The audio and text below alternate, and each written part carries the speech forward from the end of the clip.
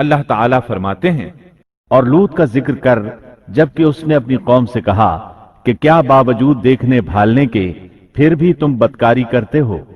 یہ کیا بات ہے کہ تم عورتوں کو چھوڑ کر مردوں کے پاس شہوت سے آتے ہو؟ حق یہ ہے کہ تم بڑی ہی نادانی کر رہے ہو۔ اللہ تعالیٰ نے اس قوم کی قبیح خصلتوں کا جتنا ذکر کیا ہے کسی اور قوم کا نہیں کیا۔ انہیں کافر، مجرم، جاہل اور حد سے بڑھنے والا کہا گیا، کہیں فضول خرچی کرنے والے اور فاسق کہا گیا۔ یہ تمام برائیاں ان میں موجود تھیں۔ یہ لوگ اس قدر خبیث تھے کہ بھری مجلس میں برے برے کام کرتے تھے۔ مثلا سب کی موجودگی میں زوردار آواز کے ساتھ ہوا خارج کرتے، پھر اپنی اس حرکت پر ہنستے۔ غرض یہ کہ برائی کی تمام تر صفات ان میں موجود تھیں۔ لوط علیہ السلام پھر بھی انہیں سمجھاتے رہے، لیکن وہ جھٹلاتے ہی رہے۔ چونکہ یہ سب کے سب لوگ فحاشی، عریانی، بے حیائی، بے غیرتی، فسق و فجور اور بدکاری میں مصروف تھے، ان کے نزدیک پاکیزگی اختیار کرنا بے معنی کام بن چکا تھا۔ لوط علیہ السلام اور ان کی بیٹیوں کے علاوہ کوئی شخص پاک نہ تھا، سب کے سب غلاظت میں ڈوبے ہوئے تھے۔ چنانچہ انہوں نے لوط علیہ السلام کو اپنی بستی سے نکال باہر کرنے کا فیصلہ کیا۔ کہنے لگے، اے لوط، اگر تو اپنے اس واعظ و نصیحت سے باز نہ آیا تو ضرور تجھے نکال دیا جائے گا۔ اس پر لوط نے فرمایا، میں بھی تمہارے اس گھناونے عمل سے بیزار ہو چکا ہوں۔ چنانچہ لوط علیہ السلام اس موقع پر وہاں سے نکل آئے اور اپنے رب سے یوں دعا گو ہوئے، اے میرے پروردگار، مجھے اور میرے اہل کو ان کے عمل سے بچا لے اور نجات عطا فرما۔ کتنی ہی آیات میں ہے کہ ان لوگوں نے لوط علیہ السلام کو بستی سے نکالنے کا عزم کر رکھا تھا، اور لوط علیہ السلام اس پوری بستی میں بے یار و مددگار تھے۔ وہاں ان کا کوئی خاندان تو تھا نہیں، لہٰذا گھر میں ہی بیٹھے رہے، دعا کرتے رہے، اے پروردگار، اس فسادی قوم کے خلاف میری مدد فرما۔ اس دعا سے اس قوم کی ایک اور خصلت معلوم ہوئی، اور وہ یہ کہ وہ فسادی بھی تھے۔ سو اللہ نے دعا قبول فرمائی، فرشتے بھیجے، جبرائیل، میکائیل اور ملک الموت، اور بعض روایات کے مطابق اسرافیل کو بھی ان کے ساتھ بھیجا گیا۔ لوگ جلدی سے اس کی طرف لپکے اور وہ اس سے پہلے فحاشی کے عادی بن چکے تھے۔ ایک جگہ الفاظ ہیں، شہر کے لوگ خوش ہوتے ہوئے آئے۔ وہ اس حد تک فاسق اور فاجر بن چکے تھے کہ خوش ہوتے ہوئے وہاں آئے تاکہ ان خوبصورت لڑکوں سے لذت حاصل کر سکیں۔ یہ گھر کے سامنے پہنچ گئے تو لوط علیہ السلام انہیں روکنے کے لیے گھر سے نکلے۔ ان سے فرمایا، اے میری قوم، تمہاری خواہش کے لیے میری بیٹیاں موجود ہیں، یعنی قوم کی عورتیں موجود ہیں۔ نبی قوم کا باپ ہوتا ہے، اس کی بیویاں قوم کی مائیں اور قوم کی عورتیں اس کی بیٹیاں شمار ہوتی ہیں، جیسا کہ سورہ ہود میں آتا ہے۔ کہنے لگے، اے میری قوم، میری یہ بیٹیاں تمہارے لیے پاکیزگی کا باعث ہیں، لہٰذا اللہ سے ڈرو اور مجھے میرے مہمانوں کے بارے میں رسوا نہ کرو۔ کیا تم میں کوئی بھلا شخص موجود نہیں؟ آپ کی بات کے جواب میں انہوں نے کیا جواب دیا؟ قرآن مجید میں آتا ہے، کہنے لگے، لوط، تو جانتا ہے تیری بیٹیوں یعنی قوم کی عورتوں سے ہمیں کوئی سروکار نہیں، ہم جو چاہتے ہیں تمہیں خوب معلوم ہے۔ لوط کہنے لگے، کاش میرے پاس کوئی قوت ہوتی یا میں کسی مضبوط پناہ میں ہوتا۔ لوط علیہ السلام کے پاس کچھ بھی تو نہیں تھا، صرف ان کی اپنی بیٹیاں ان پر ایمان لائی تھیں، یہاں تک کہ ان کی بیوی بھی کافر تھی۔ اور شہر کے لوگ خوش ہوتے ہوئے آئے۔ لوط نے کہا، یہ میرے مہمان ہیں، مجھے رسوا نہ کرو، اللہ سے ڈرو اور مجھے ذلیل نہ کرو۔ انہوں نے کہا، کیا ہم نے تجھے جہان والوں کے بارے میں منع نہیں کیا؟ یعنی انہوں نے آپ کو تبلیغ وغیرہ سے بھی روک دیا تھا۔ لوط نے کہا، اگر خواہش پوری کرنا چاہتے ہو تو میری بیٹیاں یعنی قوم کی عورتیں موجود ہیں، ان سے کر لو۔ اب ان لوگوں نے گھر میں داخل ہونے کی تیاری کر لی۔ ادھر لوط علیہ السلام نے اپنے تینوں مہمانوں کی طرف دیکھا۔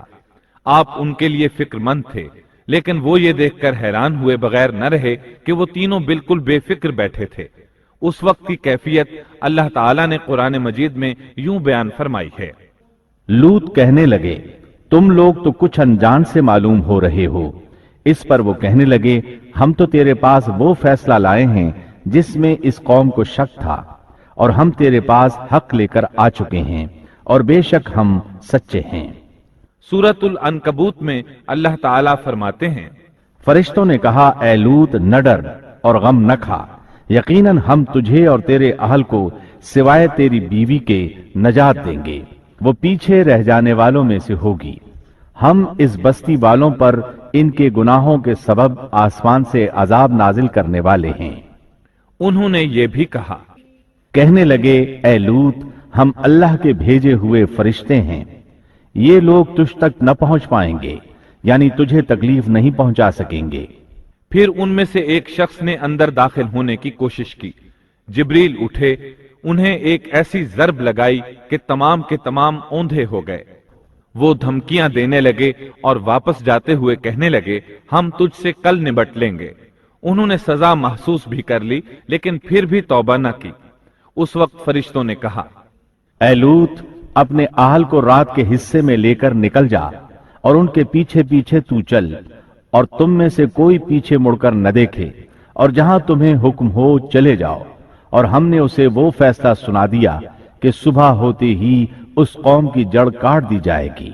इसी तरह अल्लाह ताला सूरत शुआरा आयत 170 और 171 में फरमाते हैं, तमाम हलाक हो गए सिवाय लूत की आल के।